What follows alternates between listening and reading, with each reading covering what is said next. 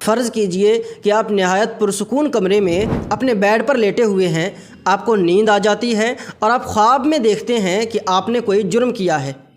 جس کے نتیجے میں پولیس آپ کے پیچھے ہے اور بالآخر وہ آپ کو پکڑ لیتی ہے، پھر عدالت میں پیش کرتی ہے اور عدالت سے آپ کو کوڑے مارنے کی سزا سنائی جاتی ہے۔ آپ کو کوڑے لگائے جاتے ہیں اور جیسے ہی کوڑا آپ کے بدن پر پڑتا ہے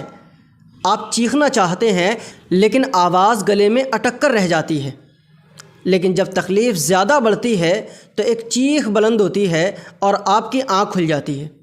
آپ دیکھتے ہیں کہ آپ بالکل ٹھیک ٹھاک ہیں، نہ تو آپ نے کوئی جرم کیا ہے، نہ ہی پولیس نے آپ کو پکڑا، نہ ہی عدالت سے کوڑے مارنے کی سزا سنائی گئی اور نہ ہی کوئی کوڑا آپ کے بدن پر پڑا ہے، لیکن آپ کے جسم پر لرزے کی کیفیت طاری ہے، اور صرف یہی نہیں بلکہ آپ کے جسم کے رونگٹے بھی کھڑے ہیں اور چیخ بھی آپ کے حلق سے فی الواقع نکل گئی ہے۔ بالکل ایسا ہی معاملہ اس شخص کے ساتھ ہوگا جسے قبر میں دفن کیا جاتا ہے۔ اس شخص کے جسمانی ذرات کو بلا شبہ مٹی نے کھا لیا، اس کی ہڈیوں کو زمین نے ختم کر دیا اور اس کے جسمانی ذرات اور خلیوں میں سے کچھ بھی باقی نہیں بچا، لیکن اس شخص کی روح تو باقی ہے جو نہ فنا ہوتی ہے اور نہ ہی مٹی اس کو کھا سکتی ہے۔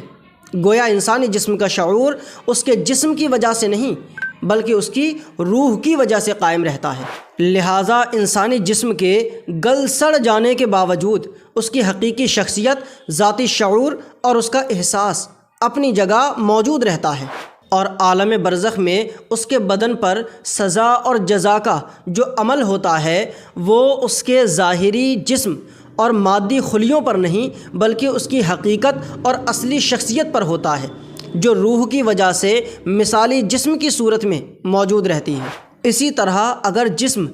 آگ میں جل کر ختم ہو گیا ہو یا سمندر میں ڈوب کر ختم ہو گیا ہو، پھر بھی اصل شخصیت باقی رہتی ہے جو جزا اور سزا کے لیے کافی ہے۔ لہٰذا قبر میں لٹایا گیا مادی جسم، خواہ وہ آگ میں جل کر فنا ہو گیا ہو یا سمندر میں غرق ہو گیا ہو یا پھر جنگل کے شیر اور چیتوں کے پیٹ میں چلا گیا ہو، اس کی اصلی اور حقیقی شخصیت ختم نہیں ہوتی بلکہ وہ جوں کی توں قائم رہتی ہے، اس لیے کہ انسانی روح اور اس کا باطنی وجود اپنی جگہ درست، صحیح و سالم اور ہر نقصان سے محفوظ ہے۔ واقعہ یہ ہے کہ موت کے بعد زندگی کا تعلق جسم کے خاکی ذرات کے ساتھ نہیں بلکہ اس کی باطنی اور روحانی شخصیت کے ساتھ برقرار رہتا ہے۔ ہم اس استدلال سے یہ نتیجہ نکالتے ہیں کہ انسان کا شعور اس کے حشر اور نشر کے عقیدے کی بنیاد ہے۔ اگر یہ موجود نہ ہو تو سزا اور جزا کا پورا نظام بیکار ہے اور ایمان بالآخرت کی پوری عمارت دھڑام سے نیچے گر جاتی ہے۔ اور یہ بات صرف اخروی زندگی تک ہی محدود نہیں ہے بلکہ ہماری موجودہ زندگی بھی اسی احساس کی محتاج ہے۔ اگر کسی شخص کو کوئی ایسا انجیکشن لگا دیا جائے جس سے اس کے اندر موجود شعور اور احساس ذات اس طرح ختم ہو جائے کہ اسے خوشی اور غمی محسوس نہ ہو، تو پھر آپ اس کے جسم کو چھریوں سے کاٹیں یا پھر اس کے جسم کے حصوں کے ٹکڑے ٹکڑے کر دیں، لیکن اس شخص پر اس کا کوئی اثر نہیں ہوگا۔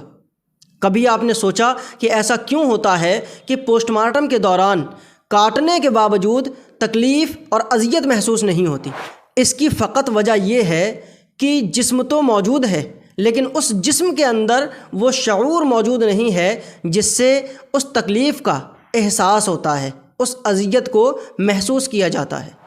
انسانی زندگی حقیقت میں اسی احساس اور شعور ہی کا نتیجہ ہے جس نے اس کے اندر تمام کیفیات کو زندہ رکھا ہے۔ چنانچہ قرآن حکیم میں اس امر کو واضح کر دیا گیا ہے کہ قیامت کے روز انسانی جسم کے اسی احساس کو بیدار کر دیا جائے گا۔ ارشاد باری تعالیٰ ہے فَيُنَبِّئُهُم بِمَا عَمِلُوا، پس وہ تم کو اچھی طرح آگاہ کر دے گا کہ تم کیا کام کرتے رہے ہو۔ قیامت کے روز انسان کے اسی احساس کو، اسی شعور کو بیدار کر دیا جائے گا جس سے انسان اپنی گزشتہ زندگی میں کیے گئے تمام اعمال کو دیکھ بھی رہا ہوگا اور ان اعمال کی جزا اور سزا کی فرحت اور تکلیف کو محسوس بھی کر رہا ہوگا۔ حقیقت یہ ہے کہ خدا تعالیٰ کی ذات شعور عینیت کے ساتھ ساتھ انسان کو قبر میں اسی جسم کے ساتھ اٹھانے پر قادر ہے جس جسم پر موت وارد ہوئی تھی، خواہ اس کا ایک ذرہ بھی ظاہراً باقی نہ بچا ہو۔ پھر بھی قیامت کے دن باری تعالیٰ کی اسی قدرت کو سر عام دکھایا جائے گا۔ قرآن حکیم اس بات کو یوں واضح کرتا ہے، ان کنتم فی ریب من البعث فانا خلقناکم من تراب، یعنی اگر تم کو مرنے کے بعد اٹھائے جانے میں شک ہے تو تم جان لو کہ ہم نے پہلے بھی تمہیں مٹی سے پیدا کیا ہے۔ لہٰذا جو ذات انسان کی پہلی تخلیق مٹی سے کر سکتی ہے تو پھر وہ انسان کی دوسری تخلیق مٹی یا کسی اور چیز سے کیوں نہیں کر سکتی؟ اس سیریز کی پچھلی تمام ویڈیوز میں ہم نے آخرت کے بارے میں بات کی ہے، اسی لیے اس سیریز کا نام ہم نے آخرت رکھا ہے۔ اس میں بیان کی گئی دلیلوں میں قرآن کی آیتیں بھی شامل ہیں، حضور صلی اللہ تعالیٰ علیہ وسلم کی احادیث مبارکہ بھی شامل ہیں اور عقلی دلائل بھی شامل ہیں، جن کی روشنی میں ہمیں یہ معلوم ہوتا ہے کہ انسان کا پہلے کوئی وجود نہیں تھا، پھر اللہ رب العزت نے اسے زندگی بخشی، اسے اس دنیا میں بھیجا اور پھر اسے ایک دن اس دنیا سے جانا ہے، اسے موت آنی ہے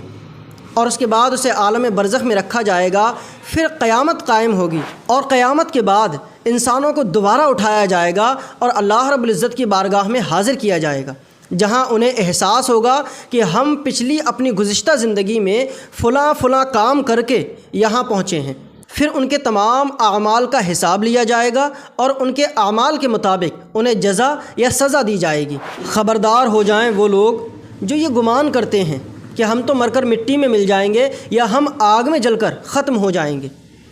تو جان لیں کہ ہماری آج کی ریسرچ ہمیں بتاتی ہے کہ ہمارا جسم جن سیلز سے، جن خلیوں سے، جن ذرات سے مل کر بنتا ہے، ان کے اندر ایک پروسیس ہمیشہ جاری رہتا ہے، وہ یہ کہ پرانے سیلز، پرانے ذرات مر جاتے ہیں اور ان کی جگہ نئے سیلز لے لیتے ہیں، اور اس سلسلے کے چلنے سے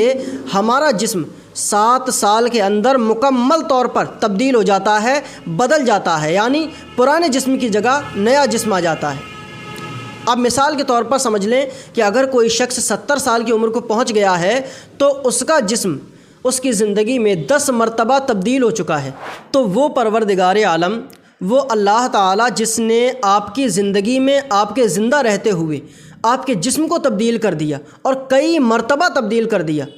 تو پھر وہ پروردگار عالم آپ کو قیامت کے دن اٹھانے پر بھی قادر ہے اور ضرور وہ آپ کو اٹھائے گا اور آپ کا حساب لے گا۔ اللہ تعالیٰ سے دعا ہے کہ اللہ رب العزت ہم تمام لوگوں کو مقصد کو جاننے، علم کو سیکھنے اور اس کے مطابق عمل کرنے کی توفیق عطا فرمائے، اور اللہ تعالیٰ سے دعا ہے کہ اللہ تعالیٰ ہمیں اس مقصد میں جس کے تحت اس نے ہمیں اس دنیا میں بھیجا ہے کامیابی عطا فرمائے۔ آمین۔ السلام علیکم۔